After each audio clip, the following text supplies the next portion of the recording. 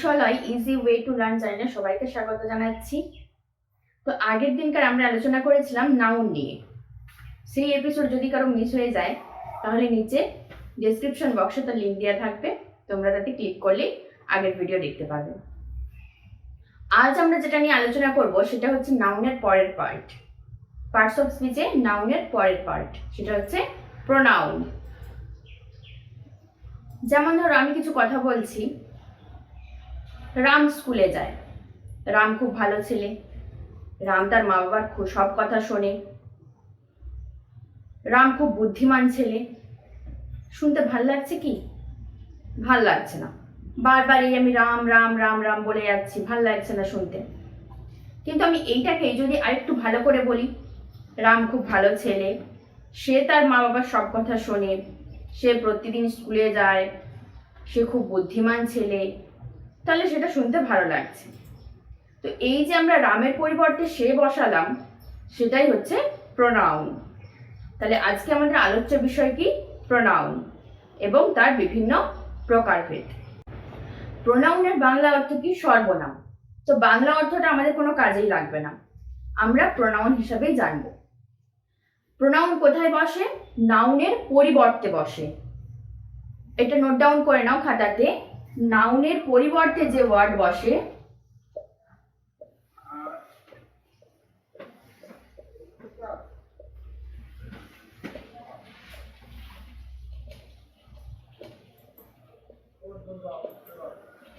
তাকে বলা হয় প্রোনাউন।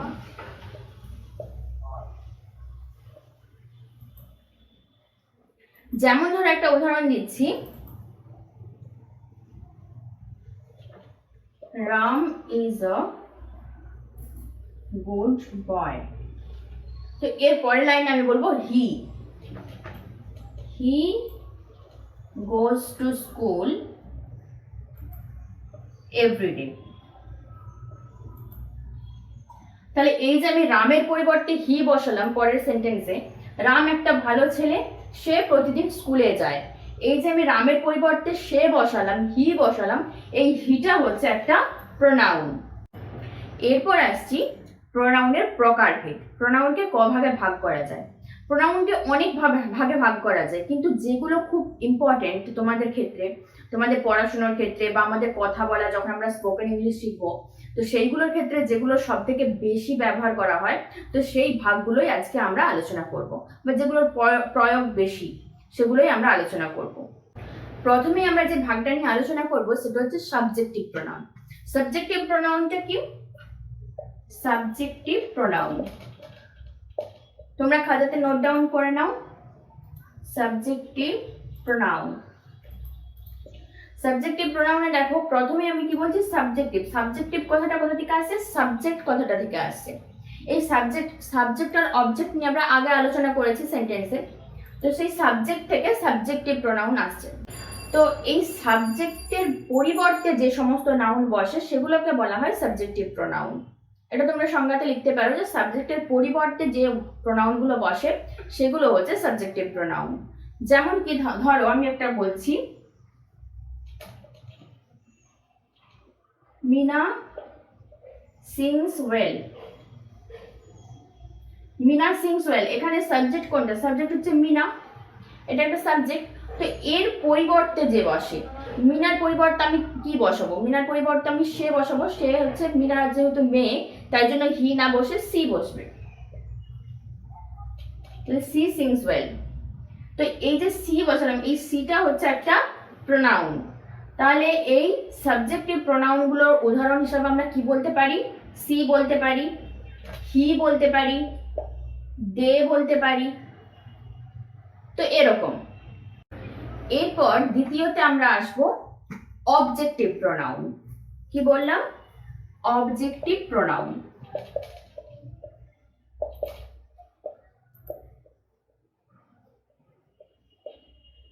অবজেক্টিভ প্রোনাউন কাকে বলবো? অবজেক্টিভ প্রোনাউন হচ্ছে সাবজেক্টিভ প্রোনাউনের পুরো বিপরীত। সেটা সাবজেক্টের পরিবর্তে বসতো, যেমন এটা হচ্ছে অবজেক্টের পরিবর্তে বসবে। অবজেক্টিভ প্রোনাউন কিসের পরিবর্তে বসবে? অবজেক্টের পরিবর্তে বসবে। আমরা কি জানি যে সাবজেক্ট হচ্ছে প্রথমের সেন্টেন্সের প্রথমের পার্টটাকে বলা হয় সাবজেক্ট, আর পরের দিকে যেটা থাকে সেটাকে বলা হয় অবজেক্ট। তো পরের দিকের পুরোটা না নিয়ে পরের দিকে যে কোনো নাউনের পরিবর্তে আমরা যেটা বসাবো সেটাই হচ্ছে যে অবজেক্টিভ প্রোনাউন। যেমন ধর একটা উদাহরণ দিচ্ছি, রিতা হার্টস অমল। এইখানে সাবজেক্ট আর অবজেক্ট কোনটা? রিতা হচ্ছে সাবজেক্ট আর অমল হচ্ছে অবজেক্ট। তাহলে রিতার পরিবর্তে যেটা বসে সেটা হচ্ছে সাবজেক্টিভ প্রোনাউন। সেই রকমই অমলের পরিবর্তে যে বসবে, মানে অবজেক্টিভের পরিবর্তে যে বসবে সেটাই হচ্ছে অবজেক্টিভ প্রোনাউন। তো এটাকে যদি আমরা প্রোনাউনে ভাগ করে দিই তখন কি হবে? রিতাটা হয়ে যাবে সি হার্টস, অমলটা হয়ে যাবে হিম। হি কিন্তু হবে না, কারণ হি যদি হয় তাহলে হিটা কিন্তু একটা সাবজেক্টিভ প্রোনাউন, সেটা হয়ে যাবে হিম। তো এরকমই আরো অনেক অবজেক্টিভ প্রোনাউনের উদাহরণ কি দিতে পারি? হিমটা একটা হলো, হার বলতে পারি, মি, আস, এগুলো হচ্ছে অবজেক্টিভ প্রোনাউন, যেগুলো কিনা অবজেক্টের পরিবর্তে বসে। তো 3 নম্বরে আমরা বলবো ইন্টারোগেটিভ প্রোনাউন। কি বলবো? Interrogative pronoun.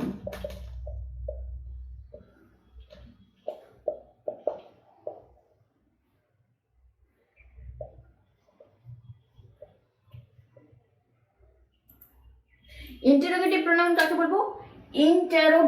ইন্টারোগেশন মানে হচ্ছে কোনো কিছু জিজ্ঞাসা করা, কোনো কিছু তদন্ত করা, সেটাকে আমরা বলি ইন্টারোগেশন। তাহলে যখন আমরা কোনো কিছু জিজ্ঞাসা করি তখন সেখানে সেই সেন্টেন্সের মধ্যে কি থাকে? যখন আমরা সেন্টেন্সের ভাগ করব তখন এটা আমি তোমাদেরকে ডিটেলসে বলবো, তখন থাকে জিজ্ঞাসা চিহ্ন। তো এই জিজ্ঞাসা চিহ্ন যখন থাকবে তখন আমরা সেগুলোকে কিভাবে জিজ্ঞাসা করি? কোনো WH ওয়ার্ড দিয়ে জিজ্ঞাসা করি, এগুলো বিষয়ে আমি তোমাদেরকে পরে বলবো। কোনো WH ওয়ার্ড দিয়ে জিজ্ঞাসা করি যে তুমি কখন এসেছিলে, তুমি কি করছো, এই যে কি, কখন, কেন, এগুলো যে আমরা বাংলায় বলে থাকি, তো সেইগুলোই যখন আমরা ইংলিশে বলবো তখন সেগুলো কিন্তু WH ওয়ার্ড হয়ে যাবে। তো সেই WH ওয়ার্ড দিয়ে যেই সমস্ত প্রশ্নগুলো করা হয় সেই WH ওয়ার্ডগুলোকে আমরা বলি ইন্টারোগেটিভ প্রোনাউন। যেমন তোমাদেরকে একটা উদাহরণ দিচ্ছি, সেটা দিলে তোমরা ভালো করে বুঝতে পারবে। যেমন ধরে বলছি, what is your name? What is your name, এখানে WH ওয়ার্ড কোনটা? এইটা। যে ওয়ার্ডগুলো দেখবে WH বা H দিয়ে শুরু হচ্ছে, যেমন হাউ, H ও W, সেটা একটা আছে। তো এই সমস্ত ওয়ার্ডগুলোকে আমরা বলি WH ওয়ার্ড। তো এখানে দেখো হোয়াট ইজ ইউর নেম, এই ওয়ার্ডটা হচ্ছে একটা ইন্টারোগেটিভ প্রোনাউন। সেই রকমই when did you come, এই whenটা হচ্ছে একটা ইন্টারোগেটিভ প্রোনাউন।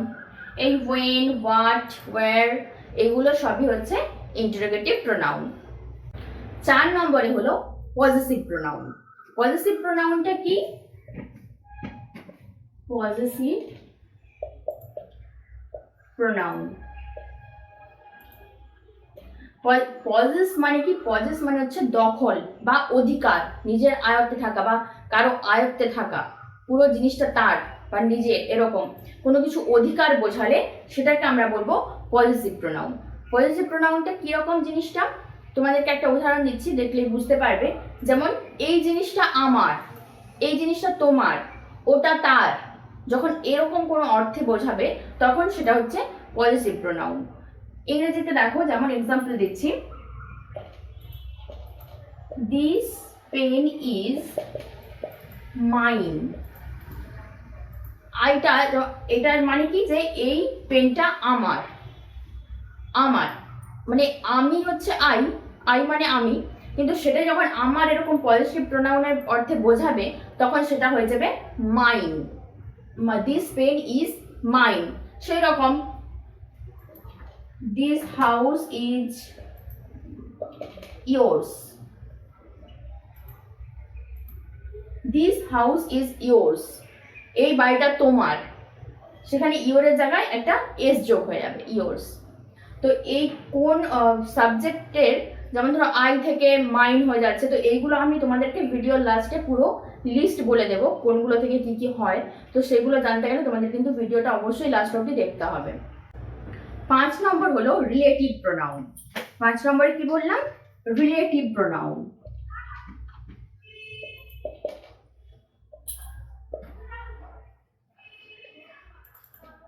রিলেটিভ প্রোনাউন আমরা কাকে বলবো?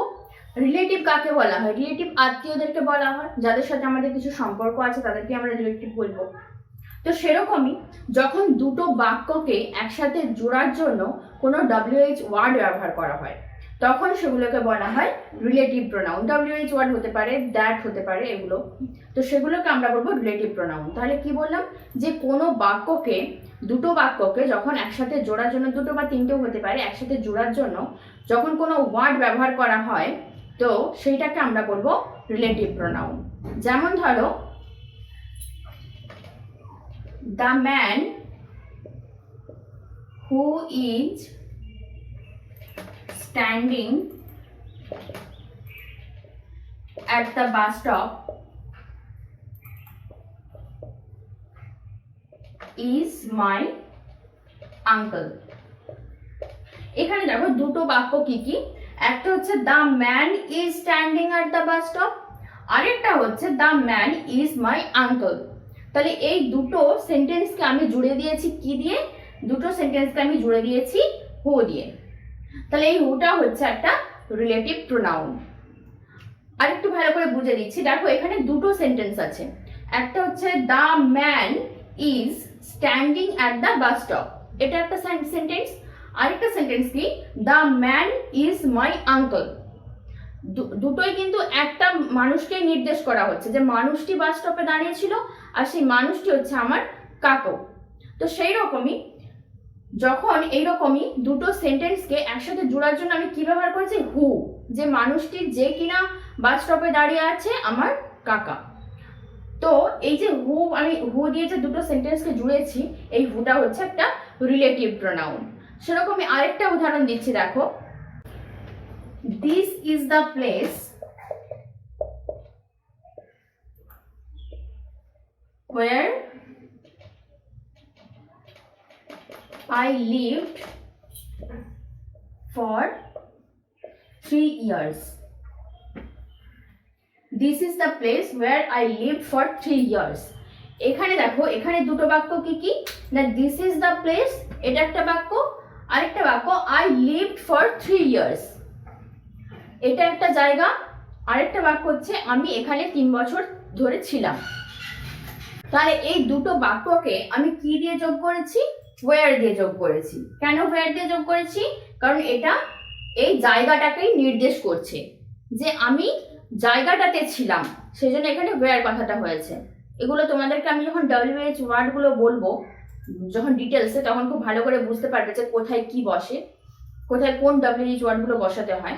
তো এখন আমি জাস্ট প্রোনাউন হিসেবে বলে দিচ্ছি যে this is the place where I lived for 3 years। এই যে আমি where দিয়ে দুটো বাক্যকে যোগ করেছি, সেই জন্য whereটা হচ্ছে রিলেটিভ প্রোনাউন। তো এরকমই আরো কয়েকটা রিলেটিভ প্রোনাউনের উদাহরণ কি হতে পারে? when হতে পারে, how হতে পারে, দ্যাটটা যদিও কোনো WH ওয়ার্ড নয়, কিন্তু দ্যাট দিয়েও কিন্তু দুটো সেন্টেন্সে যোগ করা হয়, সেজন্য দ্যাটটাকেও কিন্তু আমরা একটা রিলেটিভ প্রোনাউন বলতে পারি। 6 নম্বরে বলবো রিফ্লেক্সিভ প্রোনাউন। 6 নম্বরে কি? Reflexive pronoun.